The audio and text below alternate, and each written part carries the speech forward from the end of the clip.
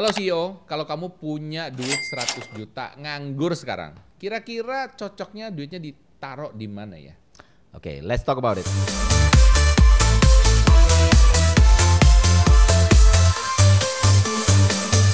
Welcome CEO, selamat datang di CEO Business Online Podcast yang bakal ngajak kamu ngebedah berbagai tren terbaru di dunia bisnis online yang super seru. Hari ini kita akan ngebahas kalau kamu punya duit 100 juta nganggur di bank, ya kan? Ya. Ini nggak diutak-utik ya kan? Ini bukan buat belanja, bukan buat apa. Pokoknya ini duit nganggur, ya kan? Kira-kira enaknya diapain? Diapain? Ya, Enaknya jujur diapain, li 100 juta sebenarnya kalau diutak-atik agak repot karena ya nggak gede-gede banget. Iya. Bener nggak? Tapi buat beberapa orang 100 juta cukup lumayan Ya, sebenarnya, ya kan? Tapi memang Kenapa sekarang aku bilang nggak gede-gede banget? Iya. Karena kalau misalnya kita mau buka, contoh ya, kita buka kafe aja, nggak cukup bro. iya, jelas Nggak cukup kan? Iya. Kalau kita mau bikin kafe buat Kafe, bisnis ya, ini kalau kafe. pilihannya bisnis. Tergantung kafenya di mana sih. Kafe mana-mana aja, kamu sewanya aja udah 30-40 juta. Itu pun tempatnya biasa loh. Oh iya. Nggak bakalan cukup. Nggak bakalan cukup, betul. Itu berarti kita harus coret tuh. Bisnis Harus yang coret. seperti itu sudah nggak mungkin, Nggak ya mungkin. kan? Iya. Jadi juga mikir, oh bisnis online misalnya. Hmm. Bisnis online 100 juta nanggung banget juga. Hmm. Kok bisa nanggung? Karena stok misalnya, lu mau apa import? Ya. Import duit 100 juta ya bisa sih sekarang ya. Bisa. Nggak terlalu ini. Tapi Masih juga, make sense sih ya, masih masih make make sense ya sense. kalau untuk bisnis online. ya. Masih Tergantung barangmu apa. tergantung barang dan strateginya seperti apa. Tapi obviously barang-barangnya mungkin nggak bisa apa ya? Yang nggak bisa terlalu ini ya. Hati-hati ya guys ya, yang impor-impor ya guys ya. Ya. Karena kebanyakan orang ngimpor tanpa tahu gimana cara marketing dan jualan. Fashion aja itu sulit. Kenapa aku bilang sulit? Iya. Karena fashion tuh lipat 3, triple modal. Iya. Ya, kalau kamu pengen omsetmu ya, misalkan 50 juta, kamu harus ada stock in hand 50 juta, kemudian ada barang yang dikirim kan? Iya. Dikirim itu kan ada duitnya juga. Iya. Ada barang juga yang masih dipesan di supplier. Artinya kamu harus punya 150 atau lebih. Belum yang lain-lain loh, stoknya loh. Itu Jadi, padahal omset cuma 50 juta, nggak gede. betul. Ya kan?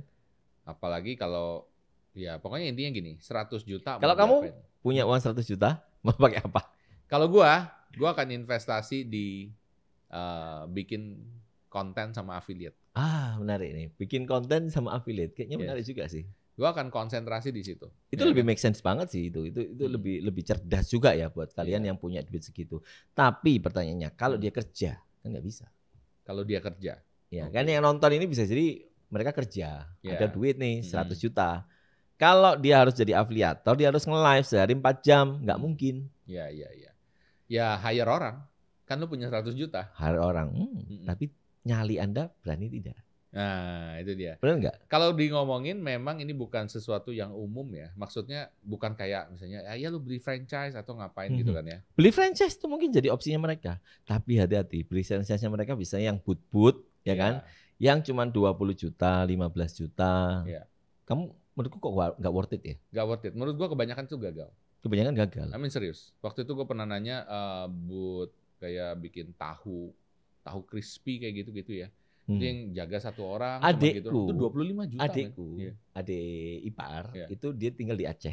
Oke. Dia kemarin telepon, ada uang sekian, dia ingin teh apa gitu ya, aku lupa, teh poci kalau nggak salah. Oke. Akhirnya dia invest ke situ, Oke. nggak tahu jumlah nominalnya berapa. Jalan, tapi aku nggak tahu sejalan apa ya, aku nggak paham ya. Tapi ya jangan ekspektasi bisa returnnya gede banget. Itu cuma sekedar ya 1 juta 2 juta mungkin dapat kali ya. Iya. Tapi kan nggak terserap maksimal kan kita punya uang 100 juta kayaknya itu bisnis yang nggak Nah, pas. yang dilakukan salah satu orang yang kita kenal juga. Jadi duit itu dibagi-bagi. Dia bikin bisnis kayak gitu. Ada banyak. Mungkin satu teh, Siapa? satu ya kita nggak perlu sebutin lah ya. Oh, aku nggak kenal. Ada restoran, ada apa gitu. Jadi dia dibuka beberapa gitu ya. Nah, jadi dijalankan secara franchise gitu. Tapi yang gue lihat juga Franchise itu worth nggak sih? karena ya itu. Kok aku nggak pernah melihat testimoni orang, aku habis beli franchise pertama sukses, terus beli lagi 2, 3, 4. Yang langsung in person aku ketemu nggak pernah. Kalau yang Kamu pernah nggak? Pernah. Kamu pernah? Tapi biasa yang Indomaret kayak gitu-gitu. Ya lain soal bro kalau Iya. itu. 100 juta Kita sih kan nggak cukup. ngomong uang 20 juta untuk beli boot yang tadi tuh. Jarang. Hampir nggak ada. Iya, serius. Nanti kita bisa dibully sama mereka yang jual franchise. Nah ini mentornya malah. Coba ya, teman-teman yang kenal atau yang pernah beli franchise yang harganya di bawah 50 juta itu ya, coba tolong komen dong. Ada nggak yang maksudnya itu masih running sampai sekarang gitu dan ya? worth it apa enggak? Apakah itu cuan atau itu cuma kayak uang sekolah aja belajar, ya kan? Uang sekolah belajar lo 20 juta kalau belajar di situ. Niatnya sekolah setuju, nggak apa-apa sih. Iya. Dan sekolah mahal itu. Sekolah mahal. Sekolah mahal itu, ya kan? Tapi langsung praktek dia tahu. Langsung praktek ya, langsung ngetes, langsung coba, belajar tiap hari. Itu memang sekolah, ya kan? Menurut gue. Kalau aku ya, tadi kamu bilang invest ya. Invest di kalau investnya masih ke bisnis itu menurutku kan investasi yang resikonya lumayan, ya. Aku selalu kalau ditanya seperti ini, aku lihat backgroundnya dia yang nanya siapa. Kalau dia ini karyawan, terus dia tidak ada background bisnis sama sekali, aku malah menyarankan dia malah invest yang aman. Contohnya? Ya dia beli emas. Ya beli emas, contohnya yang aman-aman gitu loh. Karena dia nggak perlu even involve sama dia punya bisnis gitu kan. Jadi itu lebih aman. Karena kadang aku takut juga loh, nyuruh orang yang tidak punya background bisnis untuk bisnis. Kalau zaman dulu kan pelatih bisnis, coach, wah kamu jangan kerja ikut orang, ya kan gitu kan. Tapi kalau kita tahu realnya bisnis, ngeri loh nyuruh orang untuk keluar dari kerjaannya disuruh bisnis. Nggak mudah.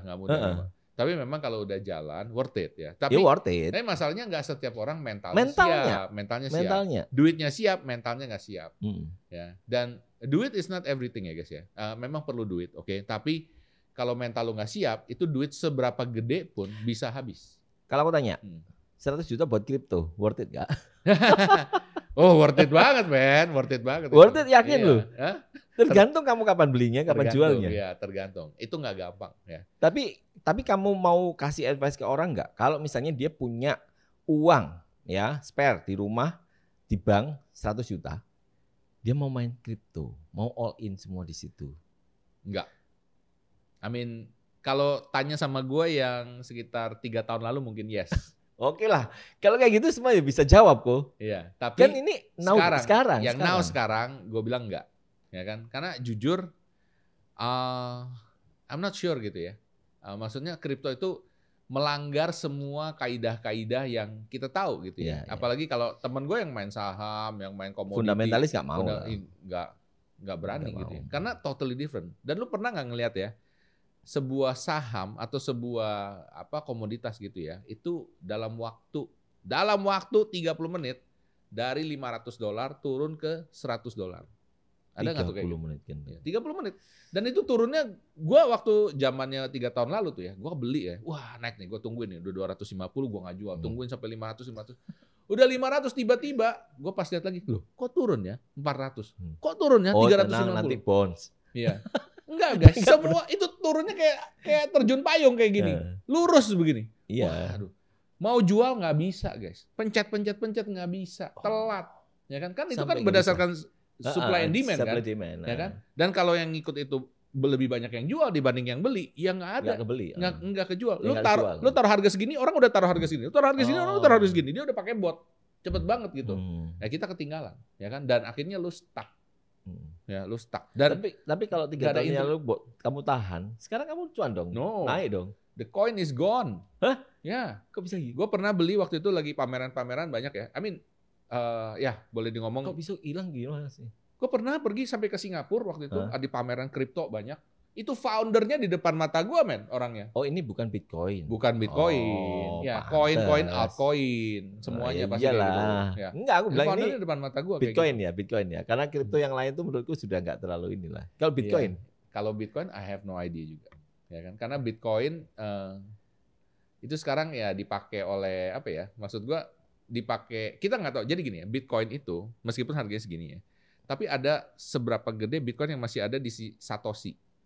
Yang foundernya itu. Ya, dan itu belum keluar ya. Sekian juta berapa. Itu kalau begitu keluar, wah, itu langsung bisa goyang. Itu bisa keluar. Ya bisa. Siapa yang bisa jamin ya? Siapa yang bisa jamin? Kita nggak ada yang tahu dia siapa, ya kan? Ya. Kalau kalian pusing, bingung, ya cari-cari informasi dulu. Cerita yang lain lah ya. Tapi anyway, 100 juta mau diinvestasikan kemana? Sebenarnya susah ngomong karena dibilang gede ya kalau buat kamu pakai buat doang, yang sudah bisnis beneran itu nggak gede. Itu nggak gede at all ya. Jadi habis cepat itu kalau misalnya nggak spend dengan wise ya. Mungkin yang lebih aman F&B. menurutku ya. F&B. F&B itu contoh misalnya kamu punya Kedai kopi. yang kecil-kecil ya, Hmm. kita bisa yang kecil-kecil. Rumah lu punya tempat mungkin oke, bisa dipakai gitu ya. Iya. Syaratnya seperti itu. Meskipun sebenarnya itu juga modal ya, kalau dihitung ya modal juga gitu kan. Tapi ya warkop pinggir-pinggir jalan itu Iya. ya jadinya munculnya ide-ide yang seperti itu ya. Sorry to say ya, tapi memang itu yang sesuai dengan modal yang kita punya 100 juta tadi. Atau Ya, kamu apa? atau 100 juta ini dipakai invest balik ke dalam bisnis lu sekarang. Bisnis yang mana? Oh, dia kalau pebisnis. Ya, kalau dia pebisnis. Kita Ya. ngomong pebisnis Oh, ya kan? iya, Pebisnis ya kan? Tapi ini uang kan ceritanya uang reinvestasi, nganggur. Uang nganggur, mau diapain gitu ya? Uang nganggur gitu loh. Mau buka bisnis atau dia mau invest. Ya. It's tough. Atau mungkin kalau saran aku, gua gini. Ya gimana? kalau aku kerjasama. Kerjasama sama orang. Yes. Oke. Kerjasama sama orang.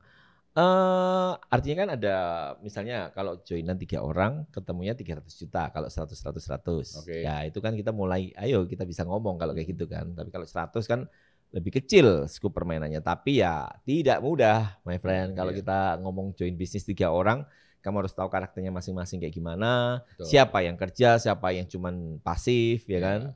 Itu juga perlu dipikirin, nggak mudah juga.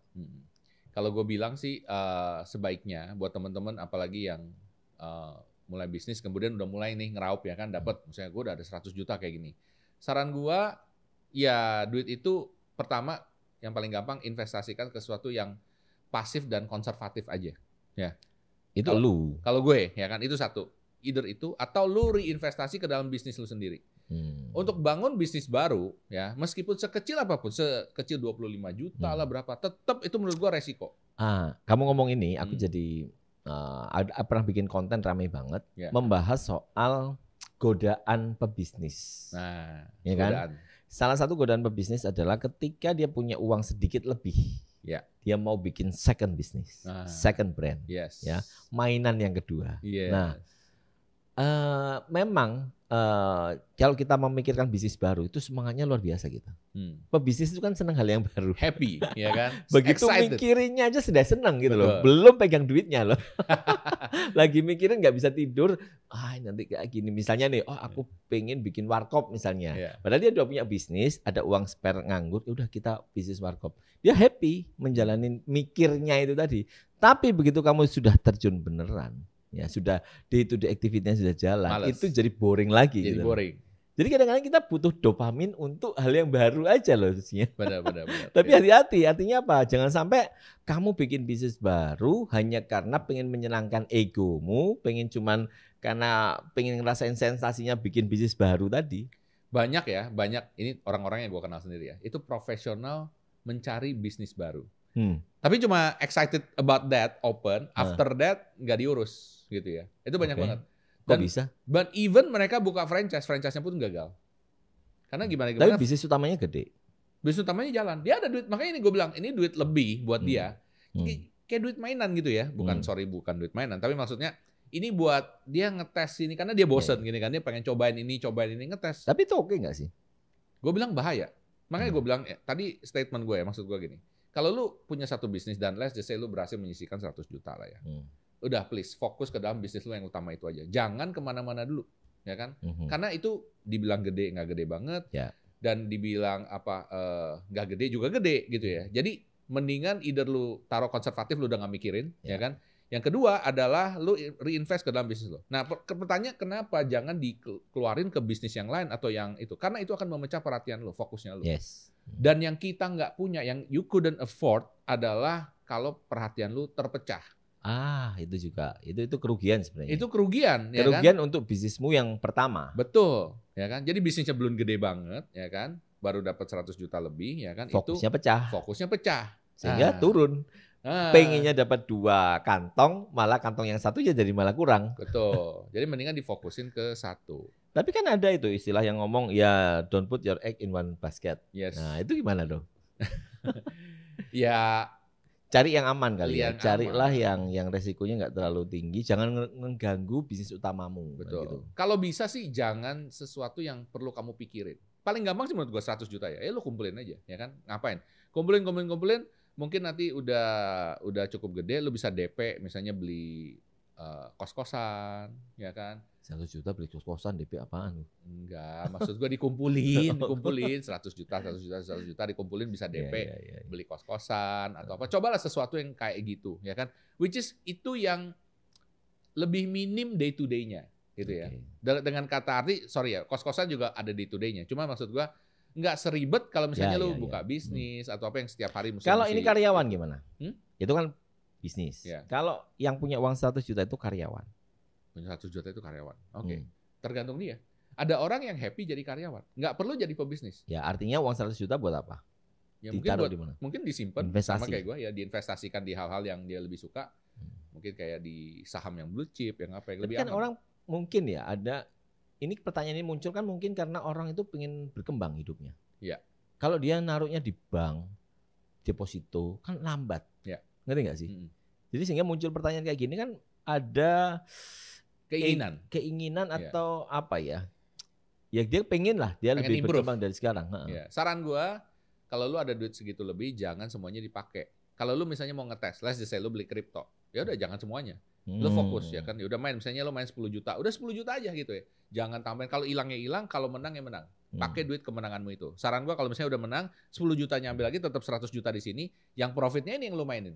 Ya kan? Jadi jangan diutak-utik ya. Saran gua gitu. Itu untuk yang high risk bisnis ya kan. Terus ada lagi yang medium bisnis, misalnya kayak tadi buka apa misalnya toko kopi ya kan, franchise misalnya kayak gitu, itu lebih medium bisnisnya ya kan.